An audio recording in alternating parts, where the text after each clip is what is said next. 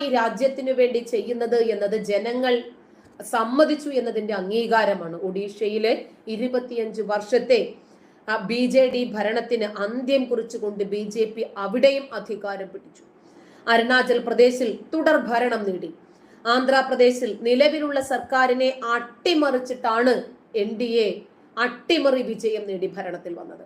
നരേന്ദ്രമോദി സർക്കാർ നടത്തിയ ജനക്ഷേമ പ്രവർത്തനങ്ങൾ, ജനക്ഷേമ പദ്ധതികൾ, ഈ രാജ്യത്തിന് വേണ്ടിയുള്ള പ്രവർത്തനങ്ങളിലെ അംഗീകാരമാണ് ഈ വിജയം. ഇനി ആരെ എന്തൊക്കെ തന്നെ പറഞ്ഞാലും ശരി, ഇത് ഏറ്റവും വലിയ ഒരു അംഗീകാരം തന്നെയാണ്.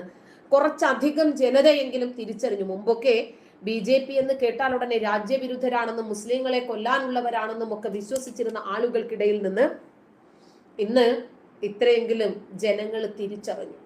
ജനങ്ങൾ കാര്യങ്ങൾ മനസ്സിലാക്കി തങ്ങളുടെ സമ്മതിദാന അവകാശം രേഖ